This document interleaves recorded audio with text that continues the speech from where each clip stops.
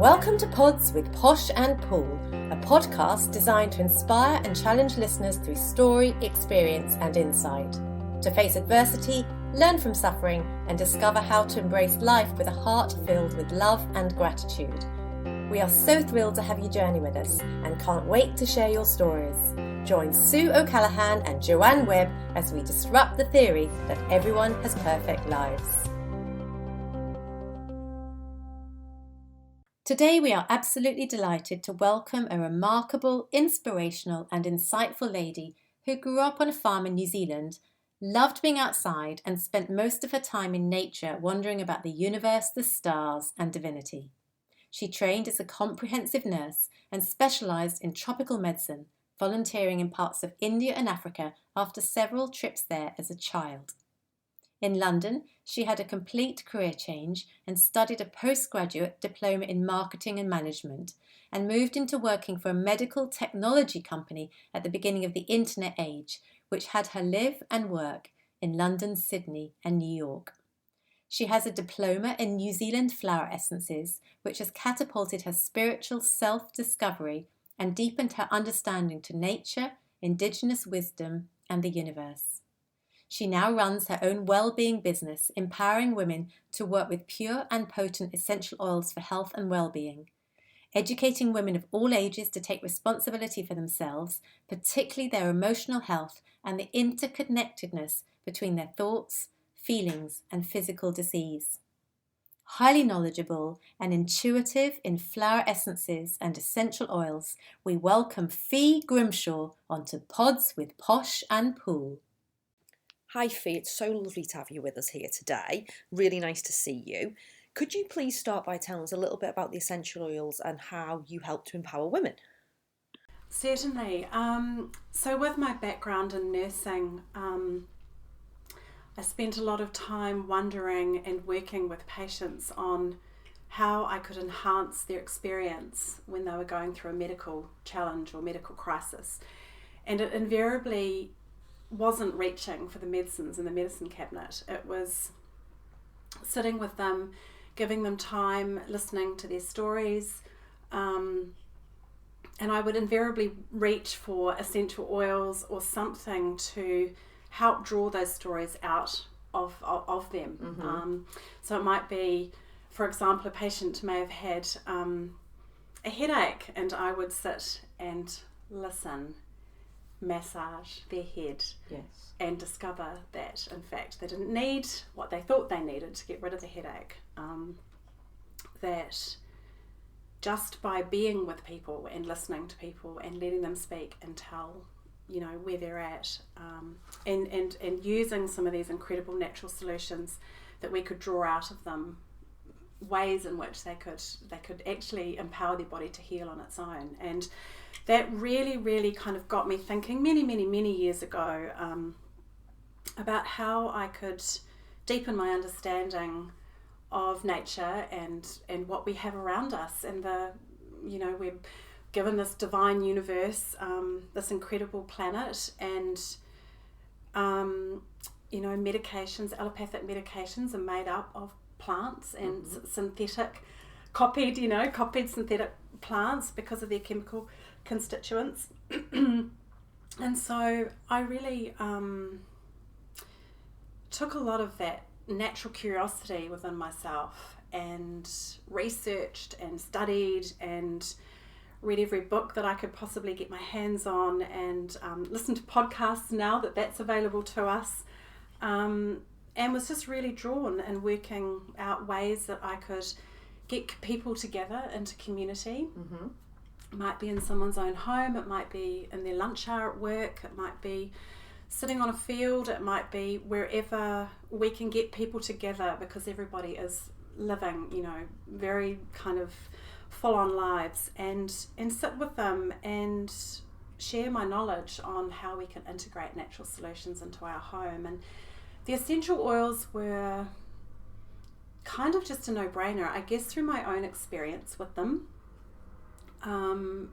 As Sue said, I have 4 young children, and I was constantly looking for ways to make myself feel supported in my own self-care regimes, my own emotional well-being and that journey through motherhood, and also to support my children. And the oils just have such an incredible effect on our limbic system, which is our emotional centre in our brain, and they can do just really quite extraordinary things. And I've always believed that we're a spirit having a physical journey.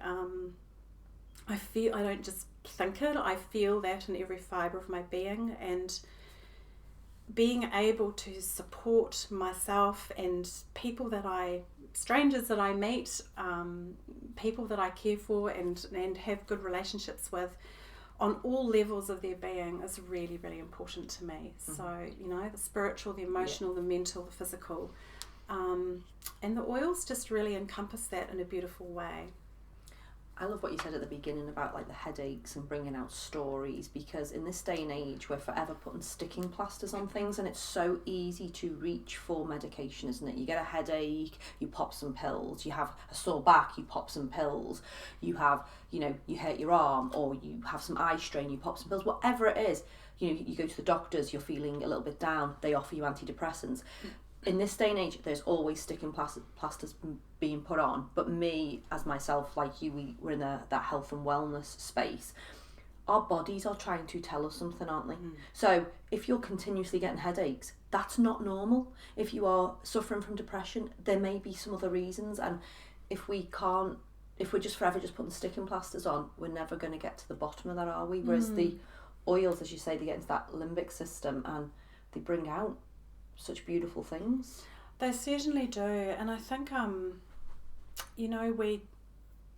we've come from, my understanding is that we've come from a faith-based age. We've come out of a faith-based age, which was, you went to certain people to have everything sorted for you, But now we live in an information age. We live in the Aquarian age, which is all about self-responsibility and personal empowerment. And never in a time in our lives have we had more access to things, good and bad,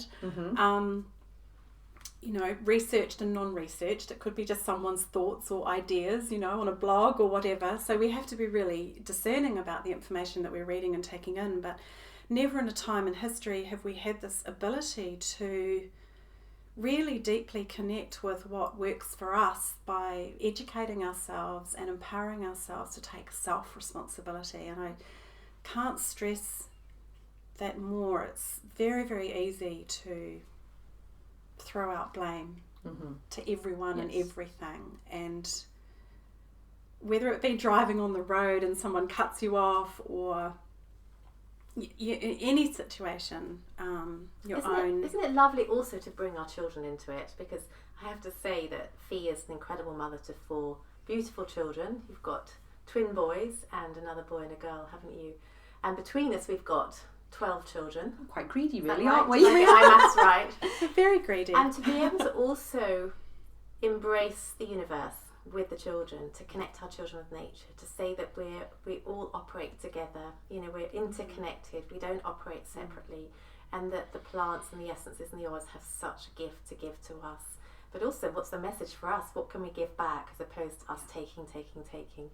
And I have to be completely honest, I haven't used oils for a very long time. I was always reaching to the medical cabinet before and dishing out paracetamol and you name it, I was there. But you've introduced me to the oils in such a beautiful way that now I reach straight away for peppermint when one of my children's got a headache, and they love it. They love embracing the oils, and they now ask about leaves and plants and flowers, when they're out for walks in the woods. What is it that they give mummy? What is it that actually, in terms of an essence or an oil, what would be the benefit to me? So they're interested, they're educated, and I think that's such a great benefit for the next generation, isn't it, to hand that on to them. It's absolutely key, and it's, they're just little sponges, and they so enjoy being able, all they want to do is be like us when they're little. They want to, they copy and they mimic us. And so the more that we can create an environment where they can see that there are solutions to problems if we just look outside the box, and if we just connect in with nature, and if we and listen to our own internal dialogue. What does my body need? What am I being tried to be told? You know, and you see it, people desperately trying to make other things fit because they work for their friends or their family, but they don't necessarily work for them. And it comes down to food and nutrition and exercise and how we spend our time, what we say yes and no to, how we follow our passions. Everything that we do in life we are all individually here for a purpose, and the more we can support that, that's what I find that these oils do. They really support. You know, one thing that really touches me with the oils is their smell. The smell is so potent, isn't it? Because we use our sight a lot, we use hearing a lot. We don't often tap into the power of smell. And for me, the greatest pleasure when I talk about downtime, healing time, for me time, Sue time, is actually to have a bath and put the oils into it, or into a shower. Just the smell of that, in terms of what it does for your body, what it does for your spiritual senses, mind, body, spirit. It's just beautiful to drop a few little oils into the bath, isn't it? Or even a cup of tea with oils in it. Yeah. Smell is so powerful in connecting us back with who we are. It just brings out so many other emotions as well, doesn't it? The smell, like, you know, you can, if you're feeling a little bit tetchy and you put on some citrus oils, it just lifts your spirit. Or, as you say, if you have got a bit of a headache, you know, put a little bit of peppermint oil on your head and maybe diffuse some peppermint. It just puts you it just lifts them moods, doesn't it? It totally does. And we know that, you know, not oils, smell and memory, you know, connecting to memories can go, you know, hand in hand. It's, you know, the moment somebody walks past you and you can smell their aftershave, it might take you back to an ex-boyfriend, or you know, we have these powerful connections to smell, and we are also able to change that up and not just look at it from a past, but use the essential oils to actually anchor in things for the future, things that we want to call into our lives, things that we want to, you know, make happen. And so we can make up blends and work with the oils to bring in positive memories for what we want to call in from the universe as well. And I love that. We call them aromatic anchors. Lovely. Sounds so nice. I love what you said at the beginning. You were talking earlier on about your early days in hospital medicine, and your natural instinct would be to take oils to massage their feet. Or how did you get into oils in the first place? How did you discover oils? I'm interested in your own personal journey where you connected with them. I think it goes right back to when I was a really little girl. I spent a lot of time, I grew up on a farm and I was out in nature a lot. And I just loved connecting with and communing with nature. And I would spend hours lying and looking at the clouds and wondering what's out there. There's got to be more. Wow. There's got to be something else. And you know, I mean, at the time I lived in a home where, you know, Sundays it was a farming community. We would go to church, and I got the community and I got the connection with a higher being, but I didn't necessarily connect to what religion stood for. And so I think as I look back kind of through my life and I look at all the little stepping stones that we've had, you know, the plants were always there, but they probably came into the form in terms of essential oils probably when I moved out of home, and I started to look for solutions myself. The thing is, back then I didn't necessarily have the understanding about how purity and potency and where they are you know, how they're grown, how they're distilled, how they're harvested, all those things that are super, super important to how those chemical constituents are actually conveyed within our bodies. And so one of the reasons that I align myself with, you know, the particular brand of oils that I'm working with is because of their absolute unwavering commitment to the science of the oils and the potency of the oils. And as you said, potency can be a scary word, but, you know, in this day and age, sometimes it's you know, we've got to have more of something, more, you know. And this is so not about that. This is about less is more, you know, and one single drop can be more than enough. And integrating them into, you know, little and often is better than just a whole lot in one go. And so that kind of leads into this ability for really integrating things into your everyday. Just like you clean your teeth in the morning, you might use your oils in the morning and at lunchtime, and in the afternoon when you're feeling like a quick pick-me-up, you have some peppermint and wild orange in your hands and you take 3 deep breaths and it picks you up again. Beautiful.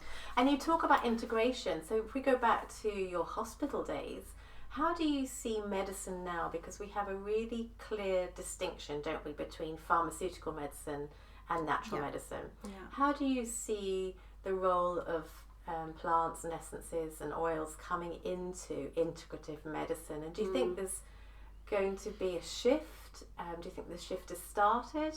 Where do you think we're at in terms of integrating those beautiful oils into healthcare? I think that's such a great question, a really juicy question, and one that I totally love, because obviously I come from a mainstream healthcare background, and I'm completely passionate about welcoming in nature, but I totally see it as an interconnected relationship. I don't see it as separate. You know, we absolutely need modern healthcare. We absolutely need doctors and scientists and microbiologists and pharmaceuticals. You know, we need those things, and we don't want to take away from all the incredible work that, you know, those caregivers as doctors and clinicians and things do. And I totally see this other side where, as long as we are looking at the quality of things and how they can be integrated and worked with, different countries around the world are at different stages of this particular question, and the particular business, you know, that these particular oils that I'm working with from the States, they're doing huge amounts of scientific research, and they've got all of the top, you know, university and teaching hospitals and medical schools in the States, you know, doing the most incredible research and trials and, you know, things that doctors can relate to. And is that research feeding into, we're in New Zealand, is it feeding into the UK and Australia and around the world? Well, I think sometimes when there's a system and the system is changing and morphing into something else, it's kind of a bit of a disruptor, isn't it? Yes, and people can throw their hands in the air and they can change is, you know, by human nature we don't really like change for some reason. I don't understand that. And a lot of resistance can come, can't it, at that stage? Yeah. And people's belief systems and outdated modes of belief systems can be really put on their head. I just think it's so exciting. I think it's absolutely amazing, and we are definitely seeing these moves happening in places. You know, nurses by nature are quite curious. They do a lot of end-to-end relationship building with patients. They do have a very holistic approach. And I think they're starting to see that there are other ways that they can support, and even if it's just on an emotional level. So exciting, it was so lovely because we have my sister on the podcast the other day, and she's going through her journey with cancer, and I went over for initial surgery when she was diagnosed back in February. So I went over when she had her colon removed and the first tumours, and I took my diffuser, I took a bag of oils, I made her a healthy kind of bomb in a roller ball thing, so I could roll it on her to help. And I researched all the top cancer fighting oils and things like that, so I made up this oil for her. But I went over, and what I loved most was the attitude of the nurses, because the nurses were in and out all the time. You know, the doctors were fantastic as well, but the nurses were the ones who were there 24/7. And I got all my oils out, and they're like, "Oh, oils, great! Fantastic! Lots of patients bring them in. They bring so much benefit." They were so positive about the oils. And all embracing. Really embracing, really encouraging. And of course they're going, you know, Jilly's there having surgery. She's setting herself up for chemo. So she's very much taking the medical road, which we do sometimes need, you're right. We absolutely need to. But when the two things can come together, it can be a beautiful combination, the holistic and the medical. It's so nice. And honestly, so we had the diffuser going, you know, and it was really nice to be embraced in that way. Absolutely. And if anything, we know that somewhere smelling nice has, you know, and it's a sterile hospital and you're sharing a room and, you know, you've got people on bedpans and all those things, you know, if you can just lift the mood with a few citrus oils just to help brighten someone's day, bring a bit of sunshine in through plants in a modern way, which has come out of a bottle, I just think that's magical. Absolutely. Really magical. Something so pure and so nice. Yeah, absolutely. Fe, you are empowering women, you're running workshops. I know you've been on many training days and courses as well, haven't you? And you're also really interested in the farming of oils. And could you tell us a bit more about where the oils come from and the purpose behind those people selling the oils, how it benefits them and their communities? Certainly. So the founders of the essential oil company and brand that I work with had a very clear directive that when they were putting together, launching and starting this business, they really, really wanted to ensure that the essential oils were of the very highest quality. And so right from the very beginning, they knew that the way that they could ensure that was that they didn't own any of their own land and just grow plants and harvest it themselves. They actually went all around the world and they basically have worked with farmers where these plants grow indigenously, so where they grow best, and so then they've gone into those communities and they've cut out the middlemen that were in the past robbing these people of their livelihoods. They're giving them not even cents per kilo, and or they would take it and they'd promise that they would come back once they'd sold it and then they'd never turn back. And as we see in the food chain and so many other areas. Totally. So what they have done is that they've cut out that whole middleman and then they've worked tirelessly in communities to raise communities up so that those communities can thrive in their own environment and provide their children and their families with fair and on-time payments. They get a fair price for what they're bringing to the table. It's distilled right there and then.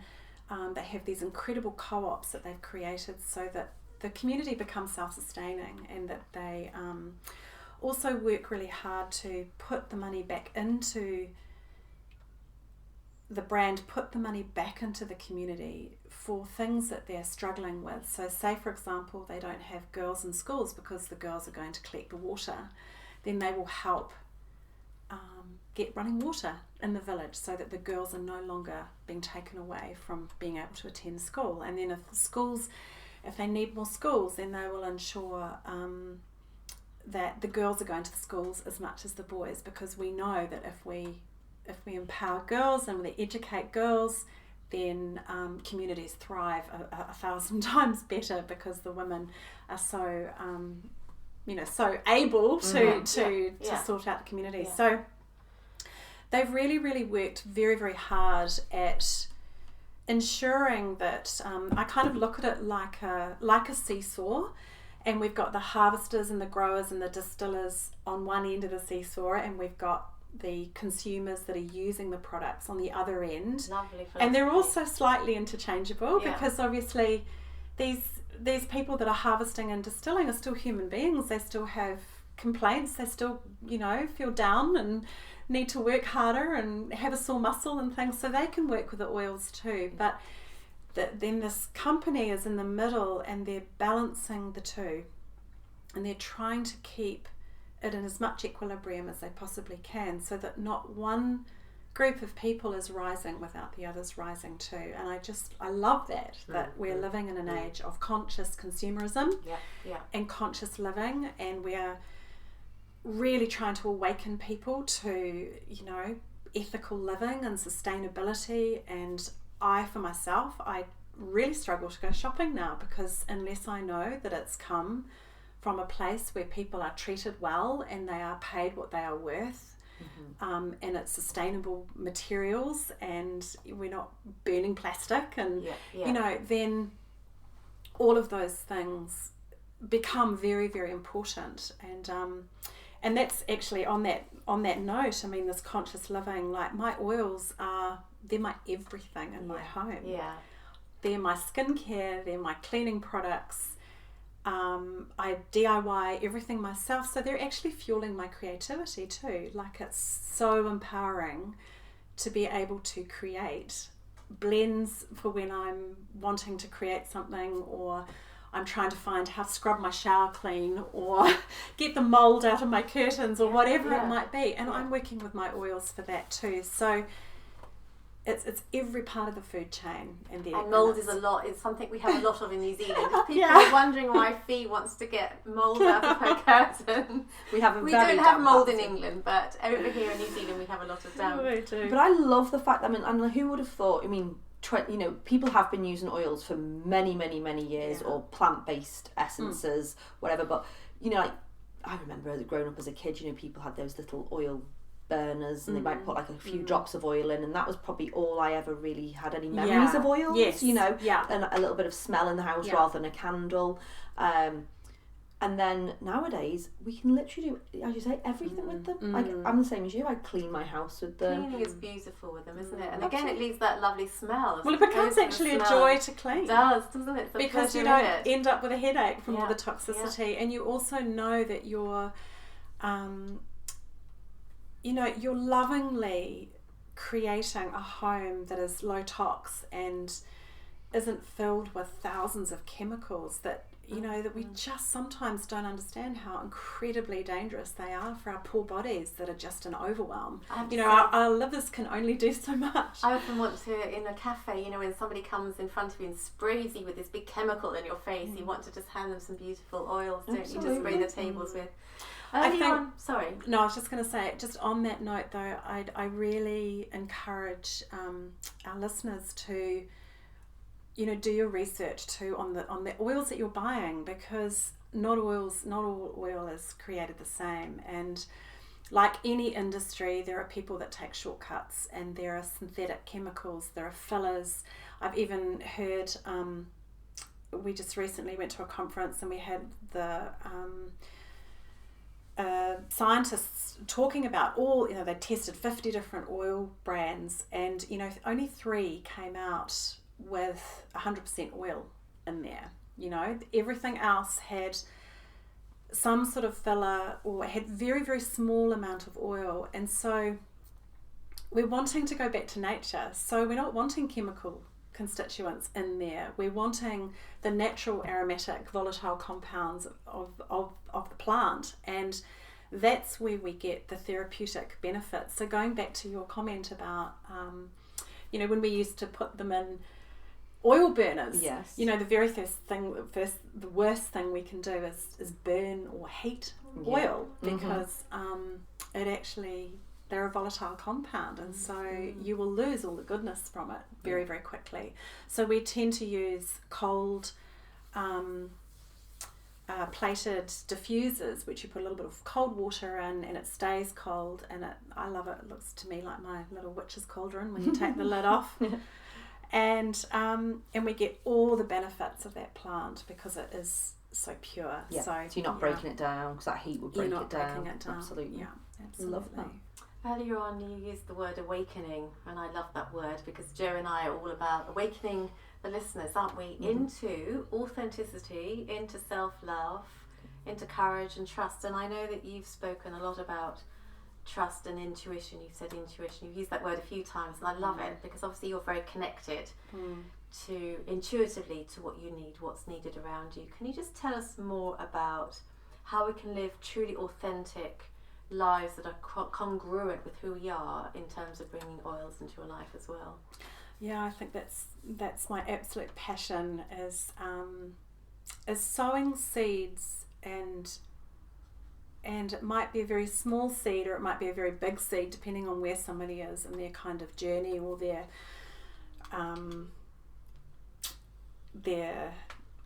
seeking of life being more than maybe just what they think it is. And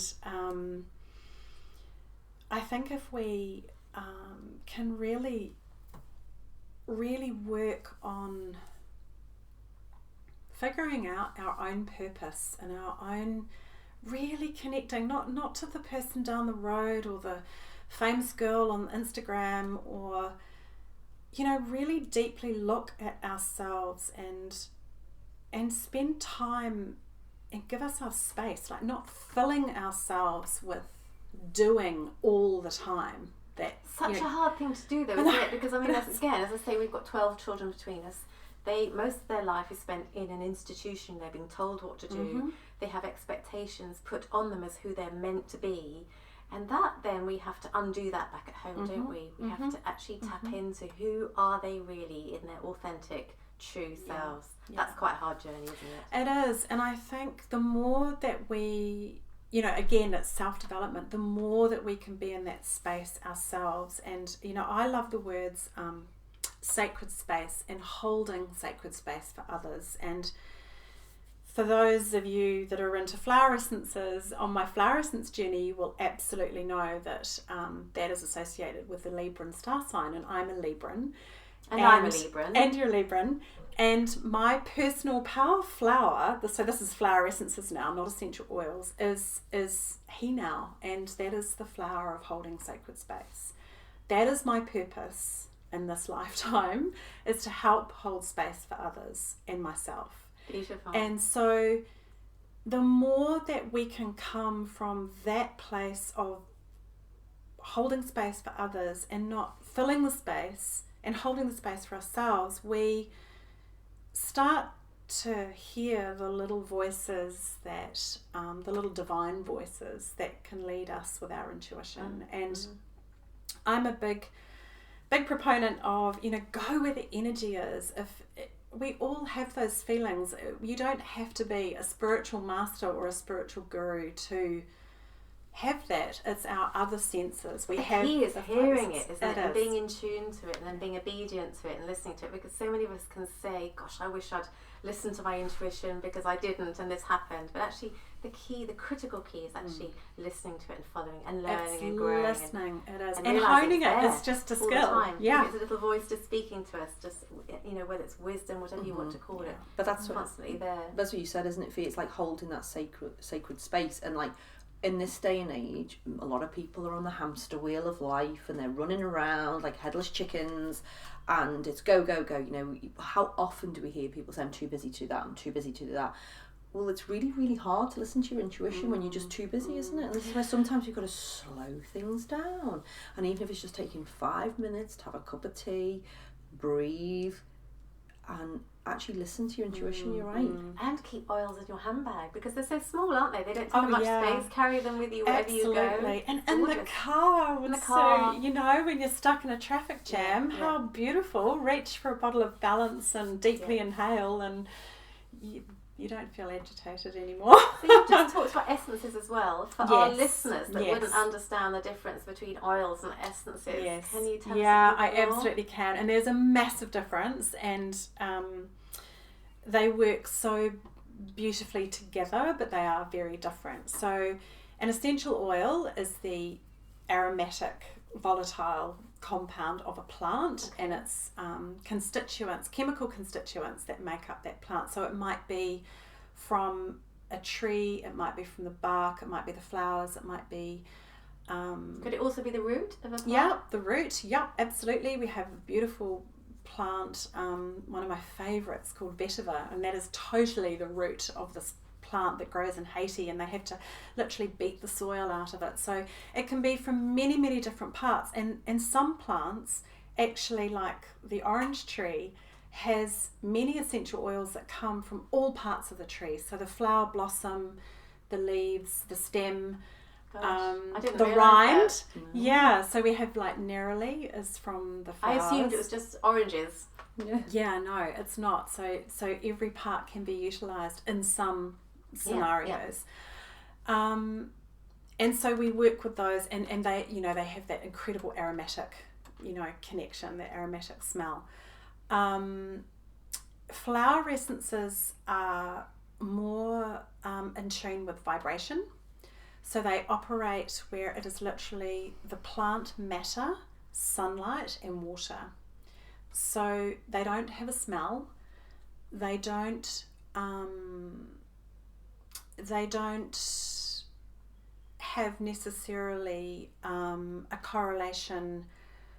Well, they work, I suppose the best way of saying it is that they work very much on a vibrational level, and when you take them into your body, so you take them orally, they're drops, you can actually diffuse them in the air if you wanted to, or spray them in a spray mister in water, but they actually work on very much on a cellular level, and they're basically getting into the waters of our body. We're 80% water, and they're working very much to correct any imbalances in belief systems and thoughts and trauma, and they work with our chakras, and they help take negative personality traits and put them into the positive.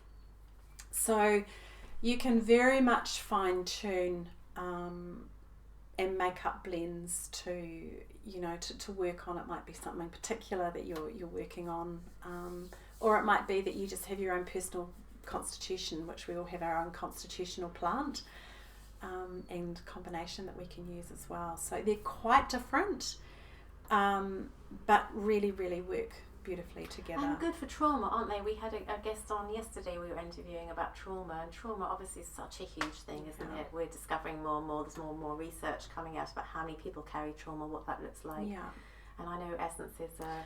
Yeah, absolutely, because the trauma gets held in our, you know, in our DNA, and but we can, you know, scientists are starting to show that actually, you know, everything is obviously energy. We've known that for a long time, and so are we. We're all energy, and so we can actually work with the vibration of a plant who is encoded with that healing power to transmute or transform a particular issue. So in that case it might be sexual trauma, or it might be humiliation trauma, some of which, you know, we can collect along the way just in everyday life. You know, someone might just yell at you and that can be humiliating or whatever, and so it actually affects the different layers of our aura, and you can work with the New Zealand ferns to help get the trauma out. That's probably another podcast in itself, actually. We'll do another one. We'd love to do that. I want to hear more. I definitely want to hear more. I was on the edge of my seat, like transfixed, listening to all that, and it sounded no.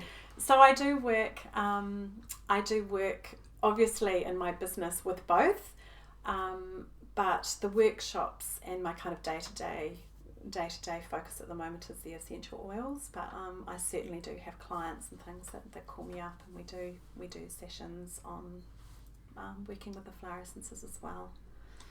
Love it. Fe, you are an absolute wealth of experience, a wealth of inspiration. Many listeners will be saying, how can I connect with you? Do you have an email address? I know your website is being updated at the moment, so there's a new one coming out. Yes, but there is there a way that listeners could contact with you? So my I love connecting in person with people. That's totally my jam. I think we all need as much human contact as we can possibly get these days.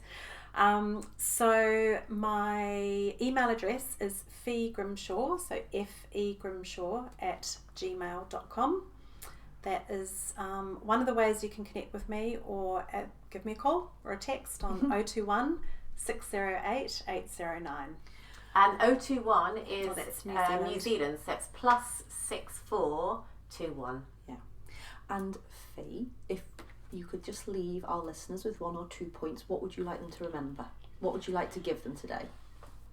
I would just really love to sow the seed of curiosity. You know, just be really open to the natural world and things that are around you on your... It doesn't have to be a boom event. It can be the most subtlest of things that happens in your day, or the very smallest thing that can be super profound. So I'm just be really open observant and curious. Just, I love that word, curious. Just open to possibility, because nothing needs to be stuck in a box. And I'm a firm believer there is a solution to every single challenge in life and every problem. It's just how we look at it. Absolutely. So that would probably be my key takeaway. That's gorgeous, beautiful. Fe Grimshaw, thank you so much for joining us today. Thanks so much for being with us today. For us to inspire others to live their magnificently imperfect life, please subscribe and leave us a 5-star review on iTunes or on your podcast app. You can also follow us on Instagram and Facebook at Pods with Posh and Pool. We can't wait for you to join us on our next episode. Love, light and peace.